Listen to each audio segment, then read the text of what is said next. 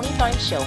I sit with 2014 Queen's Young Leader, Donia Pigot, to discuss LGBT issues. I met one of the youngest transgender females in Barbados, and tea time discusses Corporal Punishment.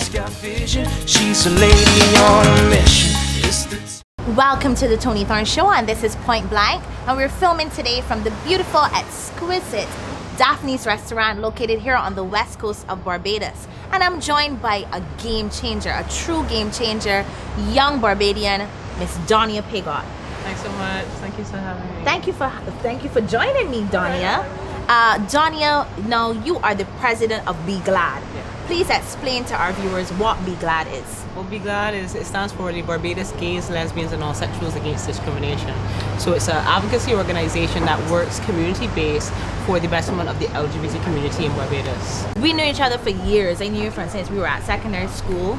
You would have written for Pompasset on being gay in Barbados. We did work with the UN. And we did work with the UN as well. So my relationship with you and my knowledge of your story, the average Barbadian does not know. What is it like being LGBT in the Caribbean? Young and LGBT. Yeah, young and LGBT is specific because, you know, as a young person, you're vulnerable. And especially in the school settings, we have a lot of bullying going on. In the home, we have, you know, young people being abandoned and, you know, parents being verbally abusive. It's basically because they don't understand. Mm-hmm. You know, it's something that's new. It's something that, you know, is taboo. It's something that is around sexuality, and we know a lot of things around sexuality is seen as taboo. So we have a lot of young people being excluded from a lot of things, you know, excluded from their friends, bullied, and this leads in, it has a domino effect. So it leads into a lot of different things. We have depression, you know, we have young people who want to seek asylum in Canada. That's a problem that we're facing. Yes, too. I realize I know a lot of gay persons who have gone to Canada in that with the whole asylum situation. But is it that bad that you have to move from Barbados and the Caribbean?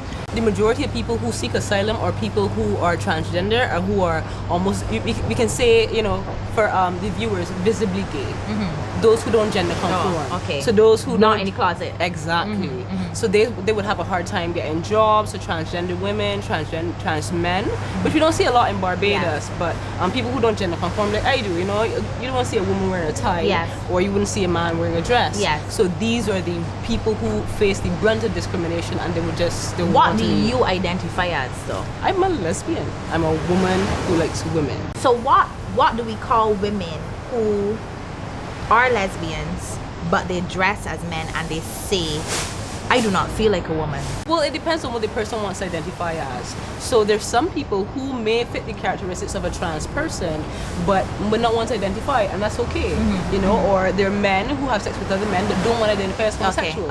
Okay. So a man who has sex with men and does not want to be called a homosexual, to me, is what you call delusional.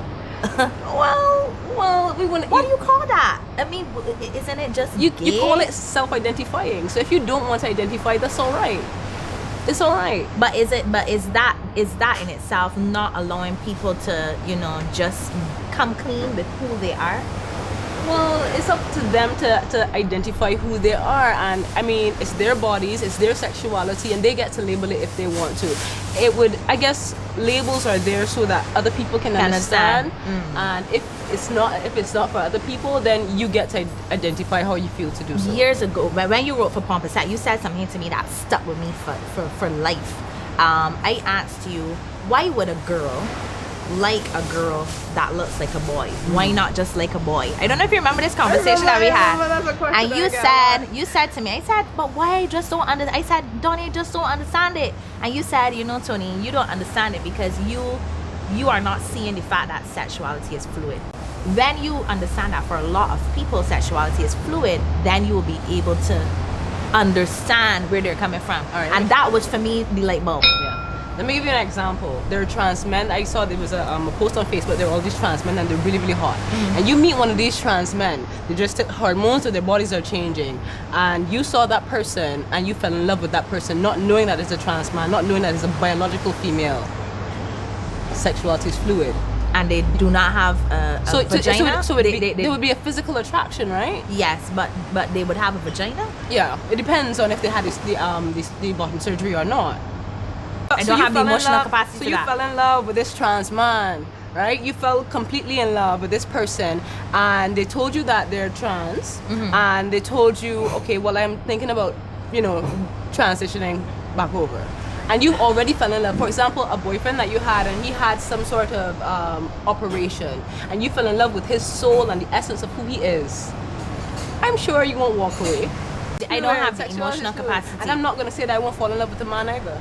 I'm not going to say that because I know how fluid sexuality is. I probably won't. When I started this show, first interview I did, my team knew that all of the episodes that we were going to do for the first season, because it was 8 episodes, and one of the episodes was featured Justin Polian. Yeah, that's my boy. And the team was like, oh, you should put that last and you should put that in the middle. I was like, no, we need to confront serious issues and confront them hard. Yeah. Why should I put Justin because he's gay and he's talking about being gay? Why should I not put that first? Yeah. They just need to understand that there are people that are not like them that live in this world, right? So we put Justin on first. And girl, if you know the cursing that I got, Justin's experience was not a bad one. He said he didn't lose any friends.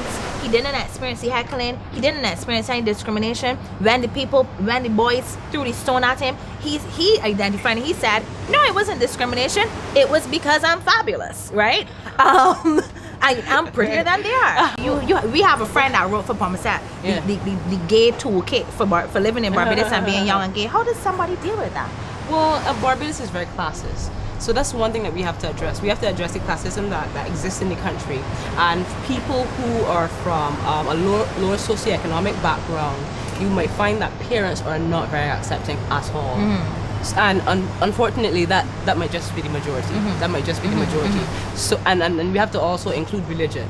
So a household that's religious, let me just give you an example of a young man who has grown up in a religious household, and he's fighting with his sexuality, and he's contemplating suicide because his mother is lashing out at him, his family is lashing out at him, uncles, all of these kind of things. This is like pressure, and it builds up.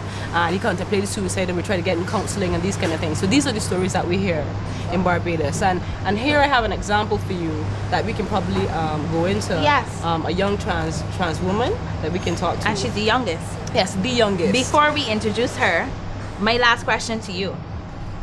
I know personally that there were Barbadians when you came out of the closet. Let's say came out of the closet. They were against you. Yeah. But you were since honored by the Queen of England for your efforts in the LGBT community.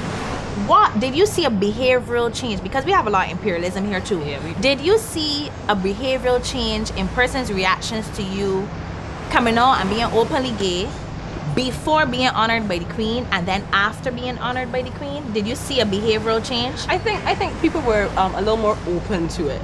They were you had to be honored by the Queen first. Yeah, for them to be a little more open to who is this person that was honored, who was this person that does work, but at the same time, I'm not saying that they're not judgmental, but I think they were a little less judgmental and they were a little more open to me, which is something that I'm very thankful for. It's still baby steps. It's unfortunate, but it's still baby steps, and it's about the bigger picture. So thank you so much for joining me, Donia. I know that I'm going to be talking right now with Barbados's on record youngest transgender female. Right. We won't call her name on camera or show her face because she's still a minor. And all the best to you in your work. God bless you. Much respect to you. You're a game changer. If nobody's told you that, you are a game changer. Thank you so much, all the best in your endeavors. Thanks. God bless you. Thanks, Toni. How are you? Great. How are you? Thank you for having me. It's such a fun. And how did you know that you were a girl? That you were born the wrong sex? Well, growing up, I was always feminine. I was always that kid, boys were playing with like trucks. I was the one with Barbies. I was always feminine. I was always very sure of myself. But growing up, I never knew what were these feelings that I were having. I didn't know what was going on. And then I discovered the internet, and I started doing some research on my feelings. Then I discovered transgender, and this was my late primary school, going into secondary school, when I got my laptop, and I realized that okay, this is what I am. This is transgender. believe that this is who I am. This is me and my heart and soul. And I've never doubted myself. I was very sure that this is who I was. And That you were a girl. yes, and I lived in my truth. I always lived in my truth. I never doubt myself. Do you take hormones? I do, but Barbados does not identify that transgender people do exist. So we do not have, the proper health care. We do not have the proper hormones, and hormones are a very dangerous game. It can kill you. So what people like me resort to taking birth control, which has an estrogen, or we can take plant-based estrogen, or we can do something that's very dangerous, which is like under the table black market hormones, which I don't suggest, but those are the only options we have. Or we can go to Canada and get proper health care. Okay. Now, do you intend to go to Canada? I do. I would love to be there. All like no, I wish. When you turn 18, that's something that you even have in mind. before. Okay. So what do you do to go through this whole transgender phase besides taking the hormones? I try to feminize my face. I do my eyebrows. I arch my eyebrows. Flawless, by the way. You know it. But I buy little girls' clothes here and there. I stash them here and there for when I go out. That's basically all I do for now. And you're 16. When did you start this process? I started this when I was in like third form in secondary school. I went and I That bought, would be 13 or 14. Yes, I went and I bought my first birth control, and I took it, and I felt like, oh my God, I'm finally taking the stages to become who I want to be. And What was the reaction from your parents? they don't know. They don't know. So when they see you, Yes. your eyebrows are on fleek. Your eyebrows are fleekier than mine, right? Your hair is texturized. This is natural. Okay. Okay. Your hair is natural, but Yes. you have it really styled nicely. Thank you. Do they suspect that you're gay? One, because that's the first thing, and then they may, the first thing, you're a boy, and you have feminine qualities. Do they say, okay, he is gay? One, and do they go full throttle and say with the understanding and proper understanding, this is my child is a transgender? Okay. My parents see me as a gay male, and it was so hard getting them to understand it, to conform and to accept me. So to drop the bomb on them and say, hey, I want to be a girl, that would be too much. I would probably get kicked out. I would probably be homeless. So they just see me as a gay male. How do they do that? Are they accepting? They're accepting, but at the same time, they can be hypocrites. They would say, oh, I'm not going to let anyone trouble you. Like, I'm going to protect you. But at the same time, they call me all of these nasty names. They're like, you at the same time. So it's just like, I really don't understand where they stand on this, which is why I haven't told them the whole transgender thing, because I know it's going to end badly, and I don't have anywhere to go, so I don't want to drop that bomb on them and then I get kicked out and then I'm on the street. I've only met you 5 minutes before this interview, and I think that you're a beautiful person, both inside and out. Don't make me cry. This mascara's expensive. Yes, honey. But I do honestly want to wish you all the best, and God bless you, and do not forget to stand in your own truth and be you, whatever, whoever, however that may be. God bless you. Don't turn around, don't show them your face. Thank you so much for your viewership, and if you or anyone is experiencing discrimination as it relates to being a part of the LGBT community, you can find more information below on Be Glad. God bless you. Me time is so necessary, and luckily I found a brand new indulgence in 4 wonderful flavors. I love coffee, but let's be real, too much of it isn't good for your health. I've replaced most of my coffee intake with the cappuccino flavored indulgence milk when I am on the go.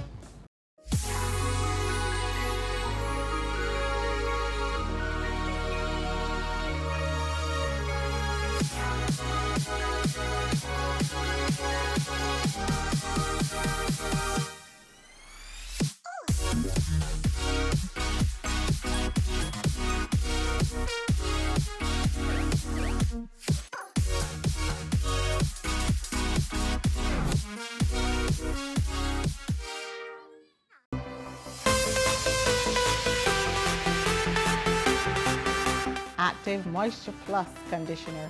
Now, after having your shampoo, obviously you need your conditioner. So we have the conditioner in 3 sizes. We have the 32 ounce, the 13 ounce, and the 1.8 ounce package. You can choose which one you want to use.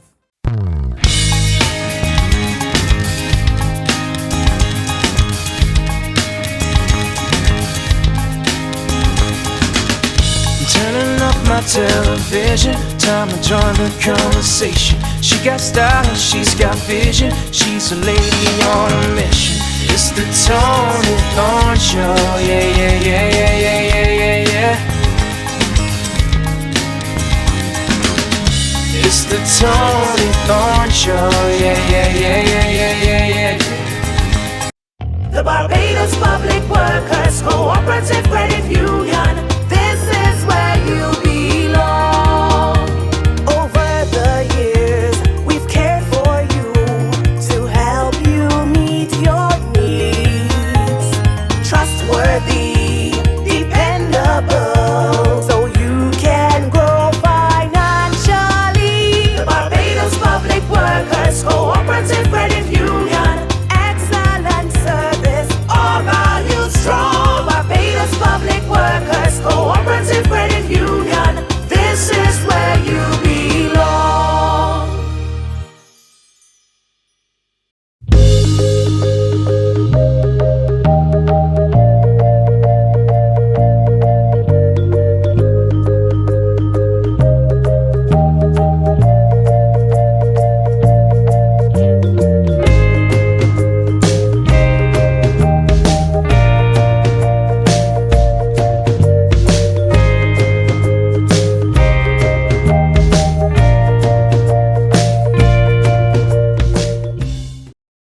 People all over are savoring the aromatic goodness of the country's favorite tea. Sometimes I get a good feeling. Lipton is your brighter day in every cup. Enjoy the rich, uplifting taste and aroma. Perfect anytime, any place. Lipton Yellow Label. Get the feeling anytime, anywhere. And try our new green tea with superfruit. Welcome to the Lipton sponsored Tea Time segment. I am Toni Thorne and I'm joined here by 4 wonderful persons. First, we have educator who is very passionate about youth development issues, Mr. Carl Applewhite. Good afternoon. Thank you so much for joining me. Thank you. Then we have Miss Ravina Chatrani, who's a student of Harrison College. Thank you so much for joining me. Thank you for having me. To her right is Mr. Jared Spencer from Harrison College as well. Thank you so much, Jared. Thank you for having me. And of course, I have to put down my Lipton tea for this person. Household name, principal of the Parkinson Secondary Memorial School, columnist, and he told me to let you know that he's also known as a troublemaker, Mr. Jeff Brooms. Thank you so much. Thank you, Toni. I'll start with Mr. Jeff Brooms. On your opinion, are you for or against corporal punishment? Well, Toni, if anyone who, in my position, who gives us a blanket statement being for or against, making a mistake. Because there are a number of things. First of all, if you're talking corporal punishment, maybe you're talking within the home or in the school environment. And my views are different, both of them. Within the home environment, I would almost say no. I'm opposed to it, really, because almost every time you involve corporal punishment within home, you don't know anger. Almost all the time, somebody gets on your skin or something like that. Parents normally want to engage with their children, to speak to them, discuss things with them. So I'd rather that approach, because I've learned a long time ago not to react in that way when angry. And almost every time in the home, when you exact corporal punishment is done in anger. And so I would say no at that stage. Within the school environment, my views have evolved. In my early days as a teacher, I was totally pro corporal punishment. And you know, it's still on in our education regulations that they're available to the principal who can delegate it.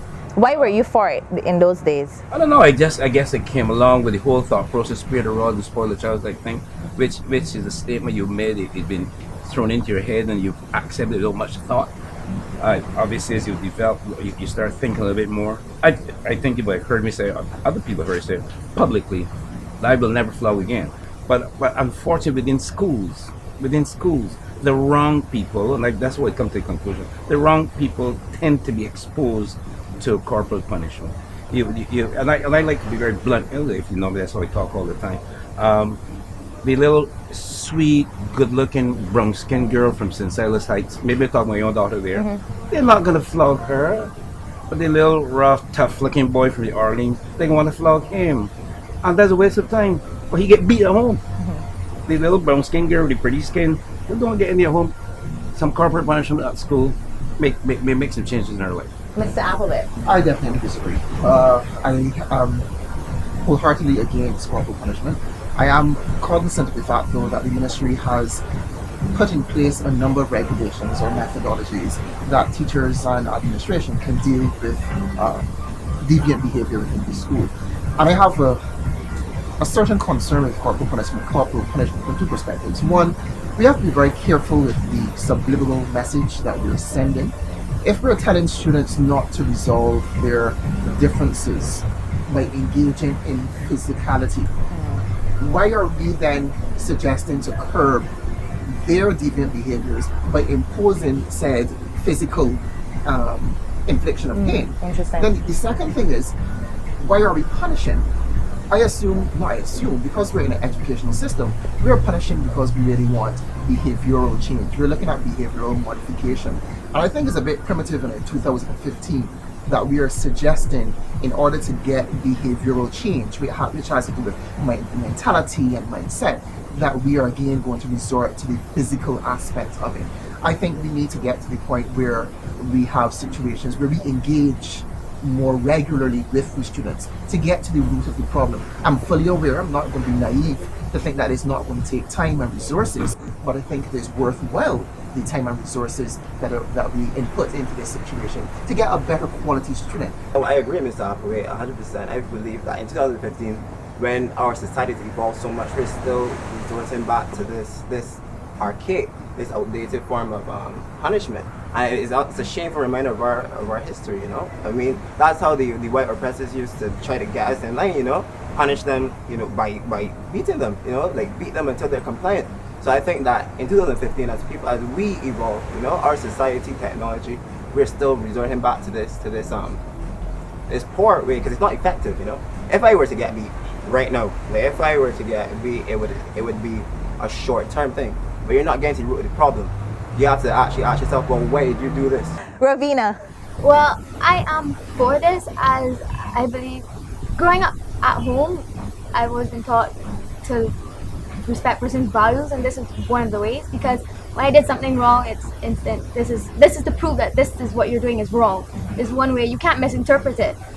You're wrong. I was saying there are other means, but how effective are they? Because, for instance, I've heard of students skipping class and then being suspended, therefore getting their same free holiday, which they wanted. One of the things I've sought to do over the last X number of years to engage parents. I'm sure everybody have seen that in the newspaper quite recently. Somebody referred to me as thinking that I'm judging the jury. But in the school, a principal cannot only be judge and jury. The principal has the authority to be judge, jury, and executioner. Because if an incident is reported to me as judge, I sit and hear from the complainant and I hear from the person defendant. As jury, I determine what form of punishment should be exacted. And as executioner, I can exact that form of punishment. A question to the teachers, though. Do you believe that most parents agree with corporal punishment in the schools from your interactions, or are they against it? I am seeing an increase in the number of parents who are actually against corporal punishment. And obviously I can only speak from my experience. I'm seeing that increase. But I want to underscore the point about even having corporal punishment available as a methodology to curb behaviors. When we look at the prison system, education is supposed to prepare students for life. Even within the penal system, we do not have corporal punishment at that level, but yet we still engage in the behavior modification that I spoke to. So if we're really preparing students for life, for society, to be integrated in there in a meaningful way, I think it does them a disservice to give them the impression that physical pain should equate with behavioral modification, because that does not integrate them within the society. And if, God forbid, they do happen to do things that leads them to the penal institution, that is not even present there. There are other methodologies that they use as an adult. So I really would like to disagree with that whole notion of even having it on the cards. I know Mr. Groom said you don't rush to it as the first option, and I'm not even suggesting that you do. I'm just saying take it off the board. Mr. Abu, this is not meant in any way to be an indictment on you, but is a stark reality of Barbadian society and Barbadian education. You have been insulated from a lot of the issues that would warrant corporal punishment. Let's be clear. I'm not going to hit you too rough because you're a good fellow, my friend. I think the schools, because of school structure in our country. Insulated how? The suggestion is, Mr. That he's gone to Queen's College. I was prepared for it because I knew that because I was educated at Queen's College, I teach at Harrison College, that there's this perception that I'm at the elite schools and I'm not privy to these deviant behaviors. But there are two fallacies to it. One, I've taught at other schools besides the quote-unquote elite schools. Number one. Number two, the elite schools do have deviant behaviors as well. I'm not saying that they have them to the extent that some of the other schools do, but to suggest that there is not that prevalence is, I think, a fallacy. It is to suggest that that a female should not make certain decisions because she cannot relate to the male perspective, and vice versa. I think that Mr. Groves would agree that's fallacious. Totally misrepresent my position. Absolutely, totally misrepresent. I am not in any way suggesting that because you've gone to the deviant school, to the elite school, that there was no deviant behavior. I've never suggested that. You took that position. The position I'm saying to you, whether we like it or not, and I'm talking from an intellectual perspective, where you were at QC, where you are now at Harrison College, if you get children, you have issues, children who are intellectually strong, and you put all of them in the cluster, they're going to think through things, they're going to work through things. In many ways, what they're going to do, they're going to devise ways and means not to get caught for deviant behavior. We may say, but flogging may not be one of them, but it can be one of them. There are some children who respond to different punishment, levels of punishment, different forms of punishment in different ways. And right now, if you were a teacher, you would still implement flogging. I suspect it would. You still would? I suspect it would. And I say that's inhumane. And so you also made an implication. And you said that because I go to, yes, I am a Harzonian. And you're not only Harzonian, you're a proud Harzonian. I am a proud, But before I'm a Harzonian, I'm a student in Barbados, so I understand what goes on and I see what goes on, but I don't think that any of these things merit the punishment of physical pain. You understand? I mean, I don't think, again, it's not effective measure. So when somebody does something that merits something that you see as flogging, something that you would think that somebody needs to be flogged for, I think that is such a harsh act that he did. Right, that then you need to take it from a psychological aspect. You need to look at his parents, you need to look at what's going on at home, just to not because you said that you don't rush to flogging, but to say that flogging is the end result, it's not going to do anything. It's not going to do anything for the development of this country or the human development of the student. You understand? I think that as an arbitrator, that's what you need to be more. That's what you need to be more careful about. I think your absolute position that is not an effective measure. I disagree with that totally. I don't think you're on the right track there. You can never be so absolute in things like that. Maybe from your perspective, you've never seen it being effective. I will tell you, I have seen it being effective. Much for joining me. It's been a great conversation, and there you have it. 4 wonderful brains, all with different perspectives. Thank you for joining us for tea, for the Lipton Tea Time session here at the beautiful, exquisite Daphne's restaurant. See you later. Good night. Don't soften that, and then we getting right into it from the beginning. Hardcore. Oh, we ain't got a lot of time on. Yeah. Easy. Principal of the Parkinson Secondary Memorial School, columnist, and he told me to let you know that he's also known as a troublemaker, Mr. Jeff Brooms. Thank you so much. Thank you, Tony. As I have my favorite cup of Lipton tea, the troublemaker is attached because your dad is my very close friend. And he means what I am.